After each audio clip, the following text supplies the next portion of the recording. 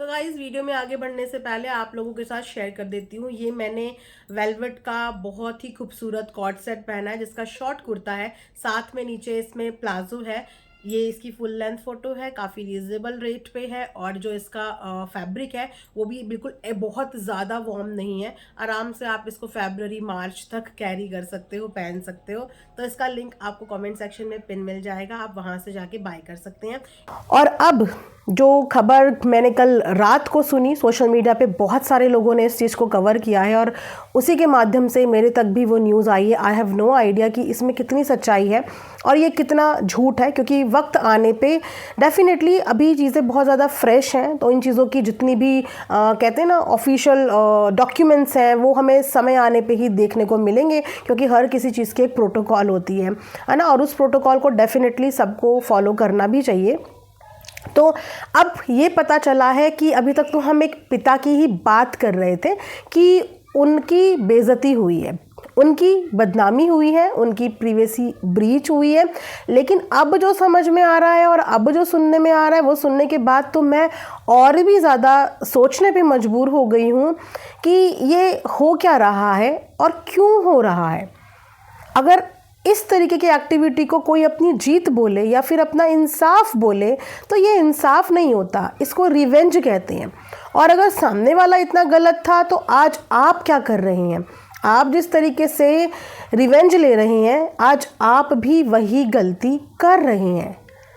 आज आप भी उससे ज़्यादा गलत हो गए हैं, क्योंकि आप उस इंसान तक तो पहुंच नहीं पाए, आप उस इंसान के लिए कुछ कर नहीं पाए, लेकिन आपने उस इंसान के बेकसूर फैमिली को जो है वो बहुत बुरी तरीके से परेशान कर दिया है।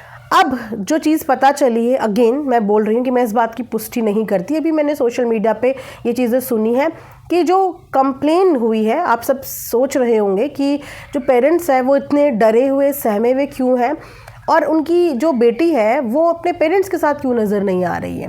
क्योंकि बैकग्राउंड से हर किसी को समझ में आ रहा है कि वो अपने होम टाउन में तो नहीं है, अपनी उस जगह पे नहीं है जिस जगह से हम अक्सर उसे देखा करते थे। तो वो क्यों नहीं है अपने पेरेंट्स के साथ?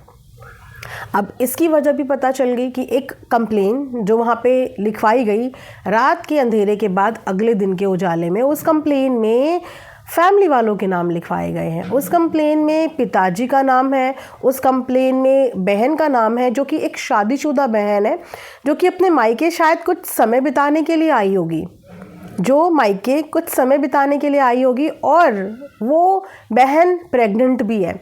यहाँ तक कि उस बहन का नाम भी अब सोशल मीडिया पे मैंने सुना है कि उस बहन का नाम तक सोशल मीडिया पे अब आने लगा है। आप सोचिए कि एक लड़की जो अपने मायके कुछ समय बिताने के लिए आती है, जो ससुराल और मायके दोनों की इज्जत बचाने का काम करती है, वो लड़की अपने मायके आ रही है प्रेगनेंसी में एक रेस्ट जोन में रेस्ट लेने के लिए, और उस लड़की का नाम तक कंप्लेन में लिखवा दिया जाता है। यहाँ तो अभी हम सिर्फ पिताजी की बात कर रहे थे कि उनकी क्या गलती है। इन लोगों ने चलो जैसी भी बेइज्जती करी, ऑनलाइन दिखा दिया, वहाँ तक तो ठीक था, लेकिन इस बात का आइडिया तो हमें बिल्कुल भी नहीं था कि कंप्लेन में पेरेंट्स का नाम डलवा दिया, उस विवाहित बहन का नाम डलवा दिया जो बहन प्रेग्नेंट है। अब ऐसे में कोई भी इंसान अगर घबराए नहीं, टेंशन ना ले तो क्या ले, क्योंकि अगर किसी इंसान ने कभी पुलिस थाने के चक्कर काटे ही ना हो, कभी अपनी पूरी ज़िंदगी में उसके ऊपर कभी किसी भी तरीके का एलिगेशन ना लगा हो, वो कभी इन चीज़ों में फंसा ना हो, एक बेटी जो कि ससुराल की है,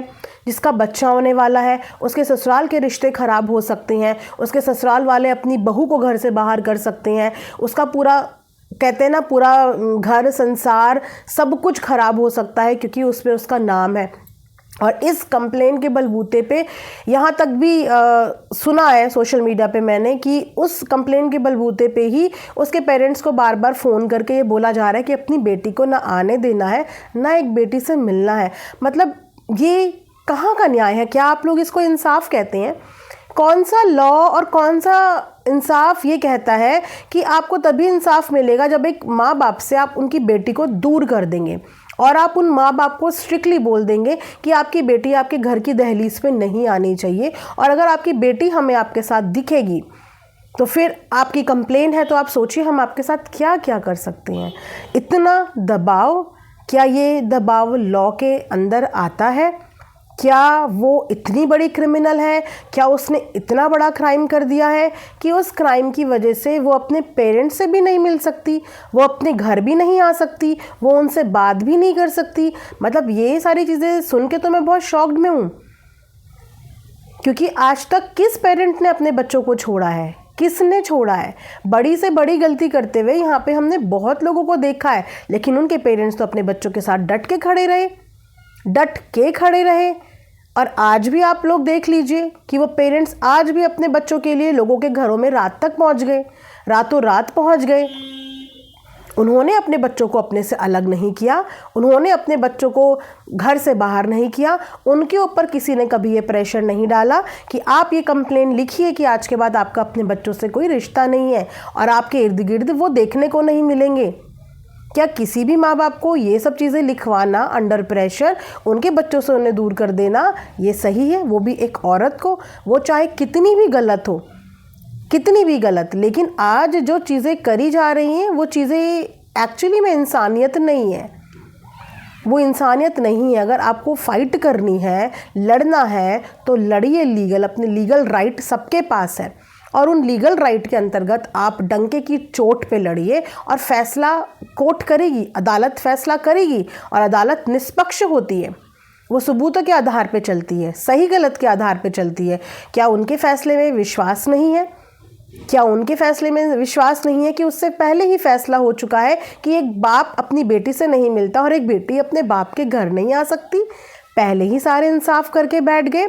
तो फिर जो इंसाफ मांगने के लिए रात के अंधेरे में उस घर पे गए थे, उन्होंने अपने बेटे की गलतियों पे कितनी बार अपने बेटे को घर से बाहर कर दिया, कितनी बार उनके ऊपर ये प्रेशर बनाया गया कि आप अपने बच्चे से, अपने बेटे से सारे रिश्ते नाते तोड़ लीजिए। फिर तो मुझे लगता है कि जिन लेडीज़ ने उस समय पे अपने लिए स्टैंड लिया, उन्होंने ठीक से स्टैंड नहीं लिया। शायद उन्हें भी इसी तरीके का कोई कागज पत्र साइन कराना चाहिए था, अग्रीमेंट लेना चाहिए था कि आप लोगों के नाम भी हम डालते हैं और हम तभी आप लोगों को फ्री करेंगे जब आप अपने बेटे से सारे रिश्ते तोड़ोगे, सारे नाते तोड़ोगे। अगर वो बेटा आपके साथ दिख गया तो इसका मतलब फिर हम आपके ऊपर भी कंप्लेंट करने के लिए रेडी हैं। क्या ये आपकी भाषा में न्याय है? तो मुझे प्रॉब्लम स्टैंड लेने से नहीं है, मुझे प्रॉब्लम है जो ये तरीका अपनाया जा रहा है, इस तरीके से प्रॉब्लम है कि आप किसी के खून के रिश्ते उनसे अलग करके, दबाव बना के अलग करके, इंसाफ अगर सोच रहे हो कि हमें मिल गया तो इंसाफ नहीं मिला। आज आप मानवता की नज़र में गिरते चले जा रहे हो, इंसानियत की नज़र में गिरते चले जा रहे हो, गिरते ही चले जा रहे हो। और जिन बेकसूर माता पिता बहन की कोई गलती नहीं है, बताओ, उनके नाम डालना, उनका घर संसार पूरा ख़राब करना एक प्रेग्नेंट लेडी के ऊपर, इस बात का कितना प्रेशर होगा। आप जानते हैं कि हर औरत जब प्रेगनेंसी कंसीव कर रही होती है तो वो एक नन्ही सी जान को अपनी कोख में पाल रही होती है ना। और उस समय उसकी क्या स्थिति होती है, उसका क्या मेंटल पीस कितना इम्पॉर्टेंट होता है। और उस मेंटल पीस का ख्याल हमने सोचो कि जो व्लॉगर रात को पहुंचा, उनकी खुद की बहू के लिए भी उस मेंटल पीस का ख्याल रखा। उस दिन से कितने लोगों ने प्यार दिया, आशीर्वाद दिया, बिल्कुल टेंशन फ्री वाला माहौल दिया। क्यों? क्योंकि वो भी एक बेबी को अपनी कोख में रख रही थी, जिस बच्चे की कोई भी चीज़ में कोई गलती नहीं होती। लेकिन यहाँ तो ना बहन की गलती है, ना बहन के पेट में पल रहे उस बच्चे की गलती है। तो सोचो वो माँ इस समय पे कितना अंडर प्रेशर होगी, कितना अंडर प्रेशर होगी कि क्या जवाब वो अपने ससुराल में देगी, क्या जवाब वो इर्द गिर्द देगी। और जिस तरीके की धमकी हो रही कि एक बहन अपनी बहन से बात ना कर पाए, एक बाप अपनी बेटी से बात ना कर पाए, तो क्या करें। और अगर ये एक सही एग्जाम्पल है, आप लोग अगर इस चीज़ को बिल्कुल सही मानते हैं कि ऐसा ही होना चाहिए, तो फिर आप अपनी बारी में भी इस चीज़ के लिए हामी भरना कि कभी अगर भगवान न करे ये सिचुएशन आपके साथ डेवलप हो, तो उस समय पे आपके परिवार को सबसे पहले आपसे अलग किया जाए और आपको आपकी लड़ाई लड़ने के लिए अकेला छोड़ दिया जाए कि ये लड़ाई आप अकेले लड़ोगे और आपके माता पिता, आपके परिवार के सदस्य, आपके भाई बंधु, कोई आपके साथ नहीं आएगा। तो मुझे नहीं पता कि ये रिवेंज है, ये इंसाफ है, पर ये जो भी है ये सही तरीके से नहीं किया जा रहा है और इस तरीके को मैं अप्रिशिएट नहीं करती। ये जो तरीका चल रहा है इस तरीके को मैं अप्रिशिएट नहीं करती। एनीवेज, आप भी कमेंट सेक्शन में अपनी राय मेरे साथ ज़रूर शेयर करना। मिलेंगे नेक्स्ट वीडियो में। अपना ढेर सारा ख्याल रखिए। Thanks for watching Earth Mom Reactions. Bye bye, take care, love you all.